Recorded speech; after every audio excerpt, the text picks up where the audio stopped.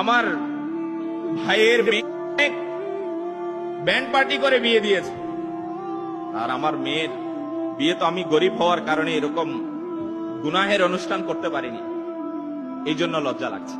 হে আল্লাহ তাআলার বান্দা, কেমন থিঙ্কিং আমাদের! তো আমাদের তো লজ্জা আসা উচিত ছিল নামাজ কাজা হওয়ার কারণে, আমার কাছে তো শরম আসার কথা ছিল হারাম দেখার কারণে।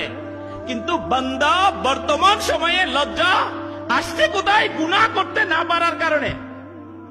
আমি হারাম কাজ করতে পারতেছি না, এই জন্য লজ্জা লাগছে, কিন্তু আমি নেকি করতে পারছি না, এটার কারণে আমার কাছে লজ্জা নাই, শরম ও হায়া নাই। কিন্তু প্রিয় ইসলামী ভাইরা, আজকে মুসলমানদের মধ্যে এই হালত চলে আসছে, কিন্তু আল্লাহ তাআলার পানা আজকে শরম ও হায়া না থাকার কারণে আমাদের না অন্তরের পরিশুদ্ধি অর্জিত হচ্ছে, না আমলের পরিশুদ্ধতা।